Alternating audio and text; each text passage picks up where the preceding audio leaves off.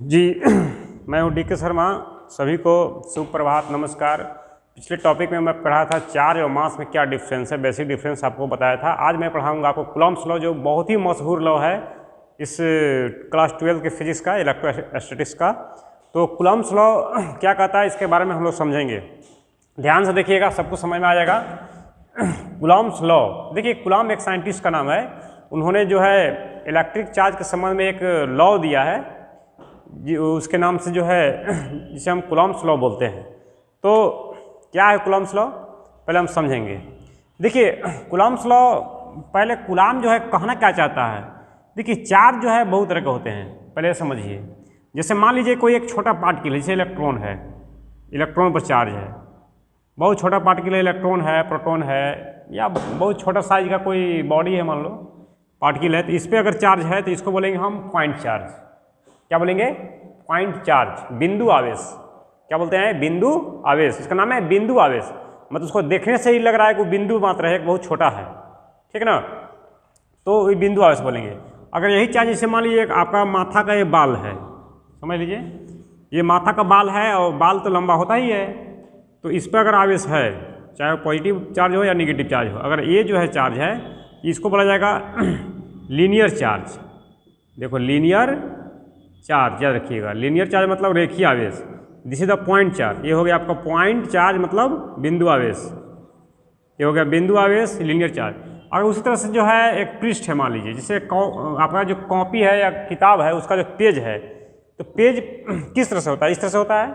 या मेरा white board मान लीजिए, तो ऐसा कोई सरफेस है ना, ऐसा कोई पृष्ठ है और इस पर आवेश है, आवेश डिस्ट्रीब्यूट है, तो इसमें एरिया ना हो जाएगा। जो कॉपी के पेज है, इसमें लेंथ है, ब्रेथ है, सब कुछ है, लेंथ ब्रेथ है, तो एरिया होगा। तो एरिया है तो क्या बोलेंगे इसको हम? इसको बोलते हैं सरफेस चार्ज। क्या बोलते हैं इसको हम? Surface charge. तो इसी प्रकार देखिए चार्ज जो है, एक होता है वॉल्यूम चार्ज। जैसे आपका एक बाल्टी पानी है, पूरे पानी में चार्ज है, तो वॉल्यूम हो जाएगा वहाँ पे ना, ये समझिए आप। तो यानी कि charge may be of various types such as point charge, linear charge, surface charge, volume charge.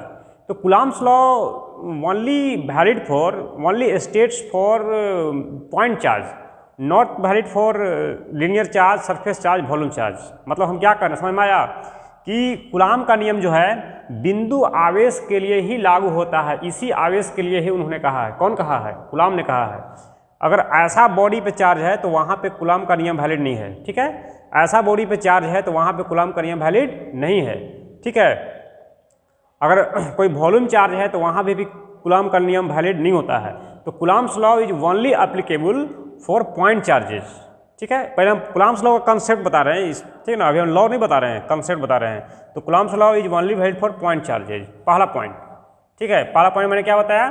First point बताया कि अगर दो पॉइंट चार्ज है, देखो कूलॉम्स लॉ, कूलॉम्स फोर्स जो है only acting between two point charges, ठीक है। जैसे भी पॉइंट चार्ज है, ये भी पॉइंट चार्ज है, सपोज Q1 है, क्या है, Q2 है, और दोनों पॉइंट चार्ज ही है। दूसरा चार्ज रहेगा लीनियर चार्ज, सरफेस चार्ज तो नहीं होगा। तो टू चार्ज है, पॉइंट चार्ज दोनों है, तो इसके लिए जो है कूलॉम का नियम वैलिड होता है। अगला पॉइंट पे आते हैं हम लोग, सेकेंड पॉइंट। देखिए कूलॉम्स लॉ, जो कूलॉम्स फोर्स जो एक्टिंग होता है वो हमेशा स्टेशनरी चार्ज के बीच होता है। जैसे ये दोनों चार्ज अगर रेस्ट पोजीशन में है तो वहाँ पे कूलॉम्स लॉ लागू हम लोग कर सकते हैं। अगर ये मोशन में चार्ज दोनों है तो वहाँ पे कूलॉम्स लॉ वैलिड नहीं होता है, ठीक है। तो कूलॉम्स फोर्स यानी Coulomb's law only applicable for rest charges, stationary charges, याद रखिएगा। सेकेंड पॉइंट मैंने क्या बताया कि कूलॉम का नियम सिर्फ विराम आवेश, रुके हुए आवेश, स्थिर आवेश के लिए ही लागू होता है। This is the second point, second concept of Coulomb's law, note करते जाइएगा। तीसरा, कूलॉम्स फोर्स लगने का एक तरीका है। देखो क्या तरीका है, सो देखो जो Q1 चार्ज है, मान लो सपोज दैट, अगर ये भी प्लस चार्ज है, ये भी प्लस चार्ज है, ये इसको धक्का देगा ऐसे और ये भी इसको धक्का देगा ऐसे, एक दूसरे को दोनों धक्का देगा। तो धक्का देने का एक तरीका है कि एक इनको मिलाने वाली जो सीधा लाइन होगा, एक कल्पना कर लीजिए कि दोनों आवेशों को मिलाने वाली जो रेखा होती है, ठीक है ना, उस रेखा के एलोंग ही फोर्स लगता है, चाहे वो बाहर फोर्स लगे या अंदर फोर्स लगे। मतलब दोनों आवेशों को मिलाने वाली जो रेखा है उसी के एलोंग ये फोर्स काम करता है, ठीक है। यानी कि Coulomb's force acting along the line joining the two charges, मतलब Coulomb's force Coulomb's force acting along the line joining the 2 point charges, दो बिंदु आवेशों को मिलाने वाली जो रेखा है, सरल रेखा, उसी रेखा के अनुदिश जो है यह बल लगता है। ठीक है ना जी। देखिए ये तीसरा पॉइंट हो गया आपका, थर्ड पॉइंट। चौथा पॉइंट क्या हो गया कि यह इंटरैक्टिव फोर्स है। इंटरैक्टिव फोर्स अंतरक्रिया बल है। अंतरक्रिया बल किसको बोलते हैं हम लोग? देखो यही जितना जोर से इसको धक्का देगा उतना ही जोर से इसको भी धक्का देगा, चाहे आवेश का मान कम बेसी क्यों ना हो। जैसे मान लीजिए Q1 का मान जो है आपका 10 कूलम चार्ज है, ठीक, और Q2 का मान लेते हैं, चलो ये आपका है 50 कूलम मान लेते हैं, चलो ये 50 कूलम है। तो आप देखो देखने से लग रहा है कि ज़्यादा चार्ज है 50 है, ये कितना है 10 है, तो ये जो है इसको ज़्यादा जोर से मारेगा और ये जो है इसको कम जोर से मारेगा, कम बल से मारेगा, क्योंकि इसका वैल्यू 10 है, इसका वैल्यू कितना है 50 है। लेकिन नहीं, ऐसा नहीं होता, याद रखिएगा, ठीक है। हमेशा बराबर बराबर फोर्स लगता है, चाहे इसका वैल्यू कम बेसी क्यों ना हो, ठीक है। ये जो 10 कूलम चार्ज है, जितना फोर्स इस पर लगाएगा, 50 कूलम चार्ज यानी 50 कूलम चार्ज है, वो भी इसको उतना ही बल से जो है धक्का देगा। अगर मान लो कि ये जो फोर्स है, फोर्स लगाता है यहाँ जो भी, मान लीजिए कि 2 न्यूटन का फोर्स लगाता है, तो यहाँ भी जो फोर्स लगेगा वो भी क्या होगा, 2 न्यूटन का ही होगा, कम बेसी नहीं होगा। अगर ये 3 न्यूटन बल लग रहा है तो यहाँ भी 3 होगा, अगर यहाँ 5 लग रहा है तो यहाँ भी 5 होगा, हमेशा किसी भी क्वेश्चन के लिए, ठीक है। कोई भी क्वेश्चन हो, कोई भी न्यूमेरिकल हो, कोई भी कॉन्सेप्ट आ रहा हो, तो इस बात को आप दिमाग में रखिए कि कूलम्ब्स लॉ में 2 चार्ज होता है ना, दोनों आवेश का मान अलग अलग क्यों न हो, उनके बीच हमेशा बराबर बराबर फोर्स लगता है, कम बेसी नहीं लगता है, ठीक है। This is the interactive force, ये इंटरैक्टिव फोर्स होता है। नेक्स्ट पॉइंट क्या है, तो ये मैंने बता दिया। नेक्स्ट पॉइंट देखिए, फोर्थ पॉइंट या जो भी है, नेक्स्ट पॉइंट ये है कि कूलम्ब्स लॉ जो है यह एक जो है सेंट्रल फोर्स है। सेंट्रल फोर्स मतलब केंद्रीय बल है। केंद्रीय बल किसको बोलते हैं? कुछ ऐसे बल होते हैं जो केंद्रीय बल नहीं भी होते हैं, जैसे न्यूक्लियर फोर्स, उसका केंद्र कहाँ है पता नहीं चलता है, लेकिन ये जो है कन्फर्म है कि ये जो है इसका सेंटर मान लो, ये बिंदु मान लो, और इसका सेंटर मान लो, ये बिंदु मान लीजिए आप, दोनों का सेंटर। तो ये जो है इसको इसके सेंटर की तरफ धक्का देगा और ये भी इसको मारेगा तो सेंटर की तरफ मारेगा, यानी कि it is a central force. यह क्या है? केंद्रीय बल है, ठीक है जी। ये चीज़ है, यही है कूलम्ब्स लॉ का कॉन्सेप्ट मैं बता रहा था। और याद रखिएगा क्या क्या मैंने बताया, Coulomb's law is only valid for point charges and Coulomb's law acting between 2 point charges in rest position, मतलब Coulomb's law is only valid for rest charges, stationary charges, ठीक है, मतलब विराम आवेश के लिए लागू होता है। और it is a central force, it is a interactive force, या अंतरक्रिया बल है, मतलब एक दूसरे को बराबर बराबर बल से धक्का देगा, ठीक है। तो ये सब आप नोट कर लीजिएगा जो बात पढ़ाया गया। अब हम कूलम्ब्स लॉ को हम चर्चा कर रहे हैं। देखिए अब कूलम्ब्स लॉ क्या कहता है, देखिए अब लॉ कहता है कूलम्ब्स लॉ, देखिए अब लॉ के बारे में हम बता रहे हैं कि अगर कोई 2 बिंदु आवेश है, देखिए suppose these are 2 point charges Q1 and Q2, नाम आप दे सकते हैं, बड़ा Q भी लिख सकते हैं, उससे दिक्कत नहीं है। Suppose 2 point charges Q1 and Q2, और this is the positive charge, this is the positive charge. तो ये चार्ज इस पे फोर्स लगाएगा, देखो इसको मिलाने वाला सीधा रेखा ऐसे हुआ, ये इसको धक्का देगा ऐसे, क्योंकि पॉजिटिव में क्या होता है, रिपल्सन होता है ना। अब ये भी इसको धक्का देगा ऐसे, ये देखिए, ठीक है, दोनों एक दूसरे को धक्का देगा। तो ये इसको धक्का देगा, मान लो कि F1 फोर्स धक्का दिया और ये इसको धक्का दिया, F2 फोर्स से धक्का दिया। तो अभी जो कॉन्सेप्ट बताया उसके अनुसार F1 और F2 जो है दोनों बराबर होगा, कम बेसी नहीं होगा, यानी कि F1 F2 क्या होता है, बराबर होता है, ठीक है। Suppose R be the distance between 2 point charges, ये जो R जो है दोनों बीच का distance between them is R, उनके बीच का डिस्टेंस क्या है, R है, ठीक है ना। इस बात को समझ लीजिएगा। अब लॉ क्या कहता है, देखो कूलम्ब ये कहता है कि ये जो फोर्स है दोनों बराबर फोर्स लगेगा, चाहे F1 हो या क्या हो, F2 हो, जो बराबर लगेगा, इसलिए दोनों को हम F कर सकते हैं। अगर ये भी F है तो ये भी F है, कोई प्रॉब्लम नहीं है, F1 F2 भी लिख सकते हैं, कोई दिक्कत नहीं, बराबर करना पड़ेगा। तो लॉ क्या कहता है, लॉ कहता है कि इनके बीच लगने वाला जो कूलम्ब्स फोर्स है, या इसको बोलते हैं इलेक्ट्रोस्टैटिक्स फोर्स F, ये जो फोर्स है, ये देखो ये जो फोर्स F है, ये F का वैल्यू जो होता है दोनों चार्ज का जो मैग्नीट्यूड है, चार्ज Q1 है, चार्ज क्या है Q2, दोनों चार्ज Q1, तो Q1 का मैग्नीट्यूड क्या हो जाएगा, ऐसे देखो 11th में पढ़ा होगा। इसका मतलब क्या होता है, मैग्नीट्यूड का मतलब हुआ कि चार्ज अगर निगेटिव में भी है तो उसका वैल्यू पॉजिटिव में आएगा, ठीक है। तो तो इसका Q1 का मैग्नीट्यूड और Q2 चार्ज का मैग्नीट्यूड दोनों का, देखिए दोनों चार्ज का परिमाण जो है, हिंदी में इसको परिमाण बोलते हैं, दोनों आवेशों के परिमाण के गुणनफल के समानुपाती होता है ये फोर्स, जो फोर्स लग रहा है, और उनके बीच की दूरी क्या है r, तो r के वर्ग के क्या होता है व्युत्क्रमानुपाती होता है।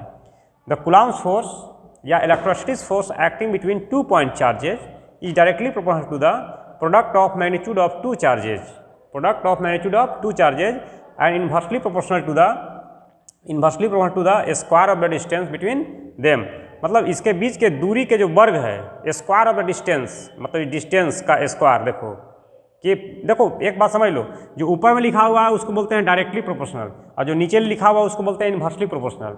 हिंदी में बोलते हैं ऊपर जो लिखा हुआ है उसको बोलते हैं समानुपाती, क्या बोलेंगे समानुपाती, और जो नीचे लिखा हुआ है उसको बोलते हैं व्युत्क्रमानुपाती। याद रखिएगा, कहीं भी यहाँ की बात नहीं बोल रहे हैं, पूरे फिजिक्स में या जहाँ भी साइंस में ऐसा टर्म आ रहा हो, नीचे जो बटा में लिखा हुआ डिवाइड में वो व्युत्क्रमानुपाती है, और ऊपर लिखा हुआ क्या है समानुपाती है। ठीक है, तो कैसे पढ़ेंगे इसको भारतीय भाषा में कि किन्हीं दो बिंदु आवेशों के बीच लगने वाला बल F, किन्हीं दो बिंदु आवेश, देखो है ना, किन्हीं दो बिंदु आवेशों के बीच लगने वाला बल F, उन दोनों आवेशों के परिमाण, देखो लाइन दिया हुआ है इसको परिमाण पढ़ते हैं, उन दोनों आवेशों के परिमाण के गुणनफल, सिर्फ गुणनफल नहीं बोलना है, परिमाण के गुणनफल, ठीक है, परिमाण के गुणनफल के समानुपाती, क्योंकि ऊपर में लिखा हुआ है तो क्या हो गया ये समानुपाती, और इसी को बोलेंगे हम व्युत्क्रमानुपाती। ये जो चिन्ह है इस समानुपाती का भी है और व्युत्क्रमानुपाती का भी है, दोनों का चिन्ह है। जब ऊपर हम पढ़ेंगे तो इसी चीज़ को समानुपाती कहा जाता है, और जब नीचे पढ़ेंगे तो उसी चीज़ को क्या कहा जाता है व्युत्क्रमानुपाती कहा जाता है। ठीक ना, तो कैसे पढ़ेंगे फिर से एक बार, किन्हीं दो बिंदु आवेशों के बीच लगने वाला कूलम्ब बल F उन दोनों आवेशों के परिमाण के गुणनफल के समानुपाती एवं उसके बीच की दूरी r के वर्ग के व्युत्क्रमानुपाती होता है। तो this is the statement of Coulomb's law. English में कैसे पढ़ेंगे इसको, इसको इंग्लिश में कैसे पढ़ेंगे, तो देखो F है तो बोलेंगे Coulomb's force acting between 2 point charges, देखो this is the Coulomb's force acting between 2 point charges is directly proportional to the product of magnitude of 2 charges, product of magnitude of 2 charges and inversely proportional to the square of the distance, square है square of the distance between 2 charges, between them. तो this is the statement of Coulomb's law. इसको लिखिए आप लोग, लिखिए, मैं बोल रहा हूँ, लिखो सबको, लिखो लिखिए। According to this law the Coulomb's force bracket में लिखिएगा इलेक्ट्रोस्टैटिक्स फोर्स, इसको दो में बोल सकते हैं, electrostatics force acting between 2 point charges,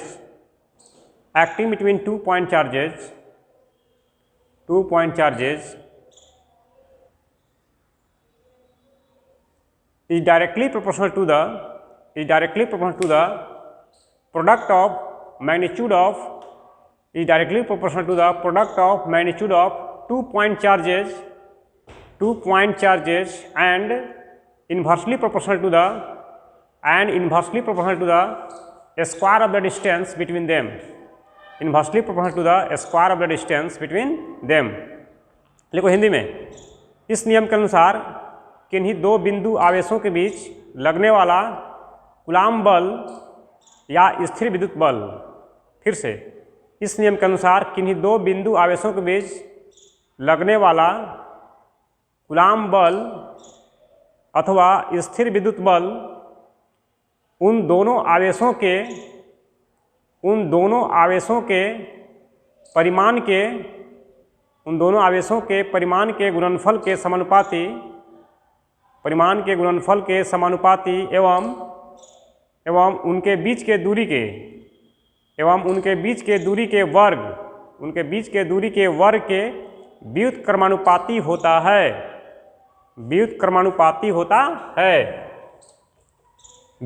होता है। चलो अब नीचे लिखो, माना कि दो बिंदु आवेश Q1 तथा Q2 एक दूसरे से हवा में r दूरी पर स्थित है, जैसा कि चित्र में दिखाया गया है। Consider 2 point charges Q1 and Q2, consider 2 point charges Q1 and Q2 are separated by distance r, separated by distance r to each other in air as shown in figure। देखो फिगर अब बना लो तुम लोग, हम समझा दिए हैं, figure अब बना लीजिए आप लोग, और फिगर बनाने के बाद देखो लिखना है, जो मैं लिख रहा हूँ वैसे लिखो। देखिए तो कहता है कूलाम कि ये जो बल लगेगा F वो समानुपाती होगा, किसका होगा कि दोनों चार्ज के परिमाण के गुणनफल, ये आवेश Q1 का परिमाण ऐसे लिखेंगे और एक Q2 का परिमाण ऐसे लिखेंगे, दोनों के गुणनफल के समानुपाती होता है, ठीक है। और उनके बीच की दूरी क्या है r के वर्ग क्या होता है व्युत्क्रमानुपाती होता है। तो ये स्टेटमेंट है, स्टेटमेंट के अनुसार ये आ गया, ठीक है।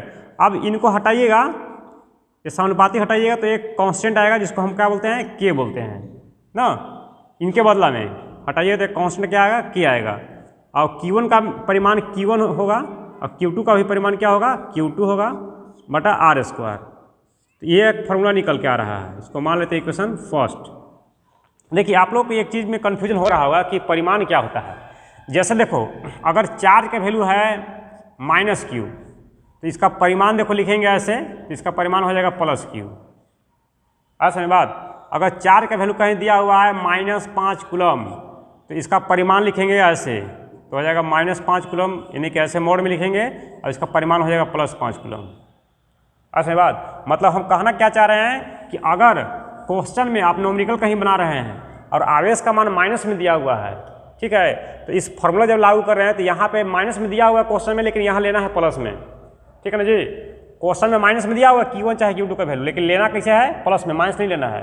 ये कौन कहता है, मैं नहीं कह रहा हूँ, ये कूलाम्स कहता है, क्योंकि परिमाण लेना है, ठीक है, उसमें मैग्नीट्यूड लेना है, उसमें लिखा हुआ मैग्नीट्यूड लेना है ना, माइनस नहीं लेना है, इसीलिए माइनस लीजिएगा तो मैग्नीट्यूड नहीं हुआ। जैसे -2 kg सॉरी -2 कूलम, तो इसका मैग्नीट्यूड क्या होगा, सिर्फ 2 न होगा, बोलो, तो सिर्फ मैग्नीट्यूड लिया जाता है, माइनस नहीं लिया जाता है, याद रखिएगा इस बात को। तो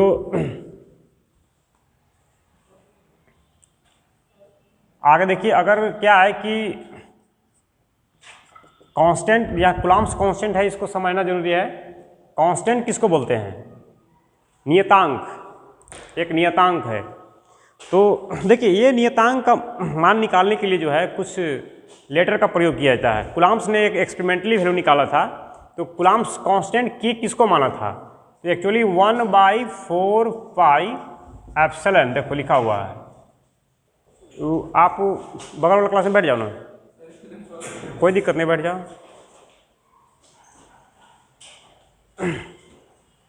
1/4 pi epsilon Q1 Q2 upon r square. ये देखिए, तो यहाँ पे k के स्थान पर जो है, मतलब ये कहिए कि इतना का वैल्यू k माना गया है, मतलब k के स्थान पर क्या है 1/4 पाई एप्सिलॉन है, ठीक है, 1/4 पाई क्या है एप्सिलॉन है। अब सुनो, यहाँ पे 4 समझ रहे हो तो लोग, पाई भी समझ रहे हो, मैथमेटिक्स वाला पाई है, एप्सिलॉन एक नया वर्ड है आपके लिए, ठीक है, इसका मतलब हम समझा रहे हैं। अब Q1 Q2 by r square, Q1 Q2 by r square वही वाला है। अब देखो अब क्या है, सो देखो होता क्या है कि जब दो चार्ज है, मान लीजिए यही चार्ज है, मान लीजिए जब हवा में रखा हुआ है, इसके चारों तरफ देखो हवा है, तो हवा है तो इनके भी जो फोर्स लग रहा है ये अलग फोर्स लगेगा। अगर इनके हवा का स्थान पर इसको पानी में डुबा दिया जाए, इसी चार्ज को, डिस्टेंस वही रहेगा, देखो दूरी वही रहेगा, खाली पानी में बोथ देना है, इसको पनिया में इसको डुबा देना है। तो पानी में डुबा दीजिएगा या कोई तेल में डुबा दीजिएगा, है ना, या किसी दूसरे माध्यम में डुबा दीजिएगा, तो इनके भी लगने वाला फोर्स का मान देखा गया है कि बदल जाता है। समझे आप लोग, अगर दो आवेश के बीच जो है कोई बल लग रहा है, मान लीजिए अगर आवेश हवा में है तो बल कुछ लगेगा, लेकिन यही आवेश अगर पानी में डूब गया या कोई तेल में डूब गया या कोई दूसरा माध्यम में चला गया, ठीक है, तो अलग अलग माध्यम में इन दोनों आवेशों के बीच जो है अलग बल लगेगा, माने बल जो F लग रहा है वो बदल जाएगा। तो कितना बदलेगा ये कैसे समझिएगा, ठीक है ना। तो कितना बदलेगा इस चीज़ को जानने के लिए जो है कूलम्स ने एक वैल्यू निकाला 1/4 पाई एप्सिलॉन। तो यहाँ पे 4 और पाई तो कांस्टेंट है, लेकिन एप्सिलॉन वही बताएगा कितना बदलेगा। तो अलग अलग मीडियम में जाने के बाद इसका वैल्यू बदलता है, बात समझिएगा। देखिए तो अलग अलग मीडियम में एप्सिलॉन। अब देखिए होता क्या है कि अगर अपसलन का मान बढ़ेगा तो फोर्स का मान घटेगा मैथमेटिकली, ठीक है। तो हवा में फोर्स ज़्यादा लगता है, देखिए याद रखिएगा, दो आवेशों के बीच जब हवा रहता है, हवा भरा हुआ हो या वैक्यूम हो, तो इनके बीच फोर्स ज़्यादा लगेगा, ठीक है। और जो ज़्यादा फोर्स लगेगा मैंने एफ ज़्यादा होगा, तो एफ ज़्यादा होगा तो अब देखिए यहाँ ये बटा में है ना जी, डिवाइड में है, तो ये अगर ये बढ़ेगा तो ये क्या होगा, घटेगा, तो वहाँ पे एप्सिलॉन का मान क्या होगा, कम होगा, ठीक है। उसी प्रकार देखिए, इसको अगर हवा छोड़ा के कोई भी माध्यम में डाल दीजिए, पानी में डाल दीजिए आप, वैक्स यानी कि मोम में डाल दीजिए आप, केरोसिन तेल में डुबा दीजिए आप, आइसक्रीम में रख दीजिए आप, तो इसका वैल्यू घटेगा, क्या होगा, घटेगा, बढ़ेगा नहीं, इसका वैल्यू घट जाएगा, ठीक है। तो यहाँ पे दो बातें हैं, एक हवा में इसका वैल्यू अलग होगा और किसी माध्यम में डालने पर वैल्यू क्या होगा, कम होगा। अब यहाँ पे देखिए उसी अनुसार फोर्स, तो जहाँ पे हवा में फोर्स अधिक लगेगा तो हवा में यहाँ पे अपसरण का मान क्या होगा, कम होगा, याद रखिएगा।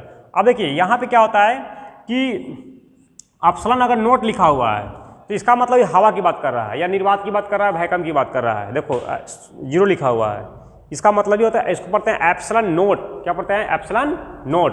अब एप्सिलॉन नोट क्या रिप्रेजेंट करेगा कि चार्ज हवा में रखा हुआ है या रखा हुआ वैक्यूम में रखा हुआ है, निर्वात में रखा हुआ है, ठीक है। तो उसके लिए वर्ड यूज करेंगे एप्सिलॉन नोट, ठीक है ना। अगर हवा या वैक्यूम है तो एप्सिलॉन नोट का यूज करेंगे, अगर मीडियम का है तो मीडियम के लिए यूज करते हैं हम लोग सिर्फ एप्सिलॉन। मीडियम का मतलब केरोसिन तेल हो गया, वैक्स हो गया, बगल वाला क्लास में बैठ जाओ, वैक्स हो गया, आपका आइस हो गया, है ना, या कोई भी अदर मीडियम हो गया, तो उसके लिए क्या यूज करते हैं हम लोग, एप्सिलॉन, ठीक है। और तो हम 3 वर्ड का यूज करते हैं, एक हो गया एप्सिलॉन नोट, एक हो गया एप्सिलॉन, और दोनों का एक रेशियो होता है, जिसकी इसको में भाग दीजिएगा, किसी से अगर भाग दीजिएगा, ठीक है ना, तो भाग देने के बाद जैसे मान लो इसे हम भाग दिए, तो भाग देने के बाद जो भी रिजल्ट आएगा उसको बोलते हैं एप्सिलॉन आर। आर का मतलब रेशियो समझिए आप, रेशियो या रिलेटिव ये समझिए आप, मतलब इन दोनों का रेशियो क्या बोलते हैं, एप्सिलॉन आर बोलते हैं, ठीक है। तो अब देखिए होता क्या है कि एप्सिलॉन, देखो इसका वैल्यू ज़्यादा कहाँ होगा, तो हवा में इसका वैल्यू सबसे कम होगा, हवा में यानी कि वैक्यूम में इसका वैल्यू क्या होगा, सबसे कम होगा, ठीक है ना, क्योंकि फोर्स ज़्यादा होता है। वैक्यूम में बताया था कि फोर्स अधिक होगा, तो फोर्स अधिक होगा तो एप्सिलॉन का वैल्यू क्या होगा, कम होगा, याद रखिएगा, ठीक है ना। तो हवा में इसका वैल्यू सबसे कम होता है और मीडियम में ज़्यादा होता है, तो मीडियम देखो एप्सिलॉन यानी कि लिखा हुआ है, इसका मतलब मीडियम के लिखा हुआ है। अब एप्सिलॉन नोट, देखिए एप्सिलॉन नोट इसका वैल्यू कम होगा, उल्टा, जहाँ फोर्स ज़्यादा होगा वहाँ पे इसका मान क्या होगा, कम होगा, क्योंकि फोर्स और एप्सिलॉन एक दूसरे के क्या उल्टा है, देखो। तो बताओ, अब दोनों को डिवाइड करो, ये ज़्यादा है मान लो, ये कम है, ये मीडियम में ज़्यादा होता है, इसका हवा में मान क्या होता है, कम होता है। तो ज़्यादा में कम से डिवाइड करेंगे, जैसे मान लीजिए कि आपकी उम्र 5 साल है और हमारी उम्र मान लो 25 साल है, तो भाग देंगे तो क्या आएगा, भाग देंगे तो आएगा 5, अगर नहीं तो ज़्यादा में कम से भाग देते हैं तब निकलेगा आपको कितना गुना ही ज़्यादा है, अभी कितना गुना कम है। उसी प्रकार यहाँ देखिए, इसका वैल्यू ज़्यादा होता है, इसका वैल्यू क्या है, कम है। मान लो कि 25 साल के 5 साल के है, तो ज़्यादा में कम से भाग देंगे, समझ में आ जाएगा भाग देने के बाद ये कितना गुना ज़्यादा है ना, कै गुना ज़्यादा है या ये कै गुना कम है। तो भाग देने के बाद, तो हम तो यहाँ भाग दे नहीं रहे हैं, भाग नहीं दे रहे हैं, तो भाग नहीं दे रहे हैं, तो भाग देने के बाद जैसे यहाँ 25/5 कट के यहाँ आ गया 5, लिख दिए 5, लेकिन यहाँ तो कैसे कटेगा, तो नहीं पता है कि क्या आएगा भाग देने के बाद, तो उसको मानते हैं एप्सिलॉन आर, लिखते हैं यहाँ पे। आर का मतलब दोनों को भाग देने के बाद जो आएगा उसको क्या बोलते हैं, एप्सिलॉन आर। अब देखिए यहाँ पे ये जो टर्म समझा है इसको आप आराम से समझ लीजिएगा, ठीक है। चलिए अब क्या है, देखो कि यहाँ से इसको मल्टीप्लाई करो तो epsilon equal to epsilon naught into epsilon r, ये हो जाएगा epsilon naught into epsilon r, ऐसा हो जाएगा। इसको मल्टीप्लाई कर दिया, कुछ नहीं किए हैं। अब इस इक्वेशन में जो है एप्सिलॉन के स्थान पर इतना वैल्यू रख सकते हैं हम लोग, है ना, एप्सिलॉन के वैल्यू रख सकते हैं। तो यहाँ देखिए मैं रख रहा हूँ, यानी कि एफ 4 पाई एप्सिलॉन है, देखो यहाँ एप्सिलॉन, तो एप्सिलॉन के वैल्यू कितना निकाले, epsilon naught into epsilon r निकाले, तो epsilon naught into epsilon r निकाले, इंटू क्या है Q1 Q2 divide by are square, देखिए ये है जी, तो इतना आ गया। अब देखिए यह एक समीकरण आ गया, इसको मान लेते हैं इक्वेशन नंबर 2, ठीक है। अब क्या है देखिए कि मेरे पास बहुत सारा इक्वेशन आ रहा है, ये जो इक्वेशन है मीडियम के लिए लागू होता है, कोई मतलब माध्यम की लागू होगा, मतलब केरोसिन तेल में है, ठीक है ना, डीजल तेल में है, पेट्रोल में है, पानी में है, तो ये लागू होगा। अगर हवा की बात कर रहा है, ठीक है, तो हवा की बात कर रहा है तो देखिए अब क्या है कि अगर मान लो चार्ज हवा में ही रखा हुआ है, सपोज ना, चार्ज हवा में ही रखा हुआ है, if the two charges placed in air, मतलब ये हुआ प्लेस्ड इन एयर। मान लो यदि दोनों आवेश हवा में ही रखा हुआ है, यदि दोनों आवेश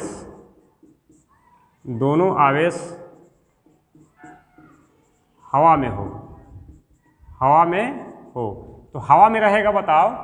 तो अब देखिए यहाँ पे क्या लिखे हैं, अपसलन, देखो यहाँ क्या लिखे हैं, अपसलन बाई एप्सिलॉन नॉट लिखे हैं ना जी, अपसलन बाई एप्सिलॉन नॉट बराबर क्या है, एप्सिलॉन आर लिखे हैं। अब बताओ होता क्या है, देखो ये तो कंफर्म हो गया कि ये हो गया हवा के लिए स्पेशल, और ये क्या हो गया, कोई माध्यम के लिए। तो माध्यम दुनिया में एगो नहीं ना है, केरोसिन तेल है, डीजल है, पेट्रोल है, पानी है, बहुत सारा मीडियम है। तो बहुत सारा मीडियम है तो कौन सा होगा, जैसे पानी के लिए लिखेंगे एप्सिलॉन डब्ल्यू लिखेंगे हम, ठीक, केरोसिन तेल के लिखेंगे यहाँ पे के, ठीक है, डायमंड के लिखेंगे डी। लेकिन अगर क्वेश्चन में लिखा हुआ ऊपर में देखो, अगर आप पानी में रखते हैं तो यहाँ पानी के लिए बात होगा, ये हवा स्पेशल है। अगर आप रखते हैं हवा में, यहाँ लिखा हुआ देखो ऊपर, पढ़ो ध्यान से, यदि दोनों आवेश हवा में ही स्थित हो तो हवा में स्थित रहेगा, तो यहाँ पे डब्ल्यू की जगह क्या लिखिएगा, एप्सिलॉन नॉट लिखिएगा। बोलो, अगर पानी में रहेगा तो एप्सिलॉन डब्ल्यू लिखा जाएगा, यहाँ पे केरोसिन तेल में रहेगा तो लिखा जाएगा एप्सिलॉन के, मतलब केरोसिन तेल। डायमंड में रहेगा, हीरा में, तो एप्सिलॉन डी लिखा जाएगा। लेकिन अगर जो है हवा में ही स्थित हो या निर्वात में ही स्थित हो तो यहाँ पे क्या लिखिएगा, एप्सिलॉन नोटे लिखिएगा। तो एप्सिलॉन नोटे जब लिखिएगा तो ये दोनों कट जाएगा उस केस में, देख लो, जब कटेगा तो इसका वैल्यू क्या आ जाएगा, 1। बोलो, इसका मतलब ये हुआ कि एप्सिलॉन आर का मान क्या आता है, 1। इसका अर्थ हुआ कि यहाँ से ऑब्जेक्टिव क्वेश्चन है कि अगर आवेश हवा में ही स्थित हो, ठीक है ना, if the charge placed in air then the value of epsilon r equal to 1। अगर हवा में स्थित हो तो एप्सिलॉन आर का वैल्यू कितना होता है, 1 होता है ना, याद रखिएगा, इंपॉर्टेंट क्वेश्चन है, ऑब्जेक्टिव क्वेश्चन है, ठीक है। तो इस बेचारा को लाइए यहाँ और इसको पुट कीजिए, यानी कि एफ इक्वल टू क्या हो जाएगा, 1/4 पाई एप्सिलॉन नॉट, यहाँ पे क्या है एप्सिलॉन आर, तो इसका वैल्यू क्या पुट करेंगे, 1, तो Q1 into Q1 Q2 upon क्या हो जाएगा, R², ठीक है। तो 1 से मल्टीप्लाई करने के बाद वही ना रह जाएगा, तो यहाँ पे जगह नहीं, यहाँ लिख दे रहे हैं, यानी कि एफ इक्वल टू क्या बच गया, 1/4 pi epsilon naught into Q1 Q2 by R², यानी कि यह एक फार्मूला हो गया। इस जगह नहीं है, यहाँ इस समीकरण मान दे रहे हैं, इसको कितना है, 3 है, चलो 3 समीकरण हो गया। तो देखो यहाँ पे हम 2-3 समीकरण है, इसको उतार लीजिएगा जल्दी से, फिर हम आगे बताते हैं। देखो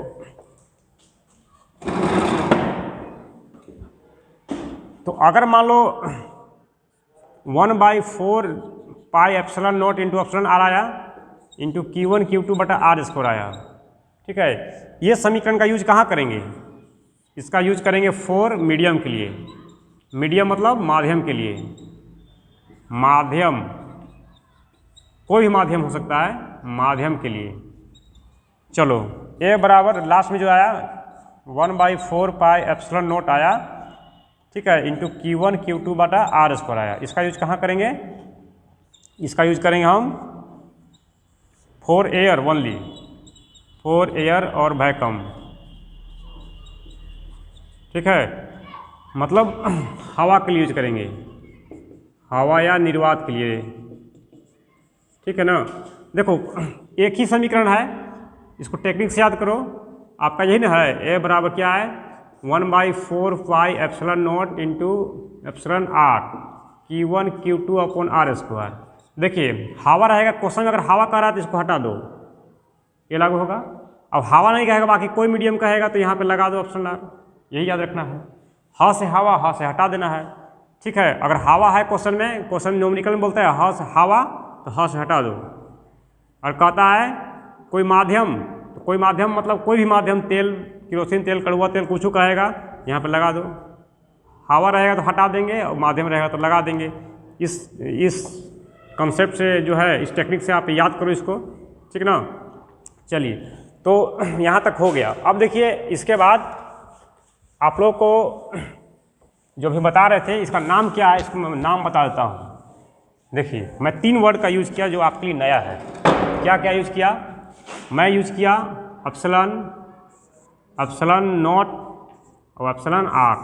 देखिए 3 वर्ड है।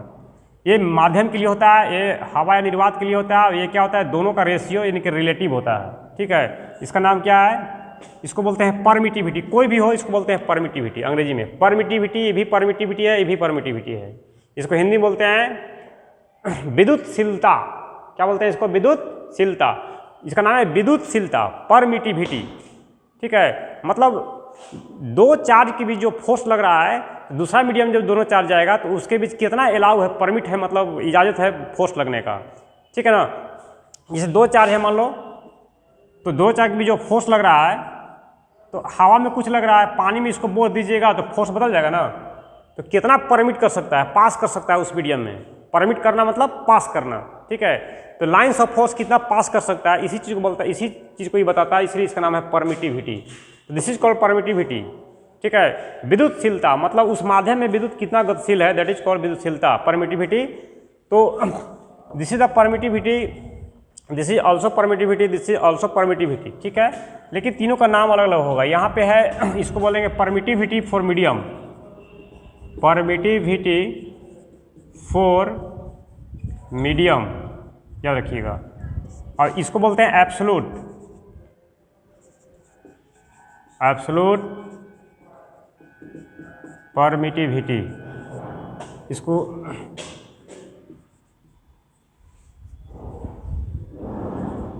माध्यम का विद्युतशीलता। ठीक है, इसको बोलेंगे हम निरपेक्ष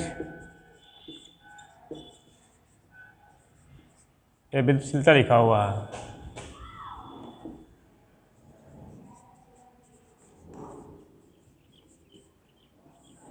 निरपेक्ष विद्युतशीलता।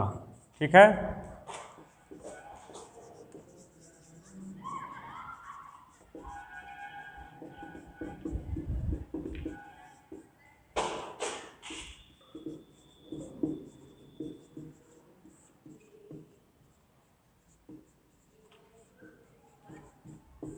ठीक ना। मतलब किसी माध्यम में चेंज करने के बाद, एक माध्यम से दूसरे माध्यम में जाने के बाद उसके बीच फोर्स कितना बढ़ेगा या घटेगा, इस चीज़ को बताता है टर्म। उसको बोलते हैं परमिटिविटी, मतलब फोर्स ऑफ लाइन कितना परमिट कर सकता है, इसलिए इसका नाम है परमिटिविटी, परमिटिविटी, परमिटिविटी। ठीक है, ठीक है ना। जब चेंज करेगा मीडियम तो इसका वैल्यू भी चेंज करेगा, एप्सिलॉन आर का मान चेंज करेगा, मतलब इसका वैल्यू चेंज करेगा, उसके अनुसार फोर्स भी चेंज करेगा। ठीक है, तो उसी टर्म को बताने के लिए ये आया है। इसको पढ़ते हैं एप्सिलॉन। ठीक है, एप्सिलॉन पढ़ते हैं, लेकिन नाम है इसका परमिटिविटी। ये माध्यम के लिए तो परमिटिविटी फॉर मीडियम, मतलब माध्यम का विद्युतशीलता। अगर ये हवा के लिए तो एब्सोल्यूट, हवा के लिए एब्सोल्यूट लगा बोला जाता है। कहीं भी अगर हवा से तुलना हो रही हो, जिसकी तुलना हवा से हो रही हो, निर्वात से हो रही है, उसको एब्सोल्यूट लगा बोलते हैं। जैसे आप 10th क्लास में पढ़े होंगे refractive index, absolute refractive index, तो वहाँ भी एब्सोल्यूट शब्द आया था। एब्सोल्यूट आया था मतलब निरपेक्ष, निरपेक्ष अपूर्णांक पढ़ा होगा तुम लोग ना 10th में, निरपेक्ष अपूर्णांक। तो यहाँ भी जहाँ भी जिसकी तुलना निर्वात से हो रही हो या हवा से हो रही हो, समझो कि एब्सोल्यूट शब्द लगेगा, इसको याद रख लो। तो एब्सोल्यूट परमिटिविटी मतलब इसकी तुलना निर्वात या हवा से हो रही है। ठीक है, उसी प्रकार एप्सिलॉन आर मतलब रिलेटिव परमिटिविटी, मतलब ये दोनों का रिलेशन बता रहा है। ठीक है जी। और एक और चीज़, एप्सिलॉन आर का वैल्यू कितना होता है? 1 होता है। कहाँ? For air. ठीक है, मतलब हवा के लिए एक होता है। और इसके अलावा भी इंपॉर्टेंट वैल्यू है जो हम लोग याद रखेंगे ना, इसको रटेंगे घर में जाके। एप्सिलॉन नोट का वैल्यू क्या होता है? 8.85 10⁻⁻12 कूलम स्क्वायर पर न्यूटन मीटर स्क्वायर। इसको रटना है सुबह शाम ब्रश करने से पहले।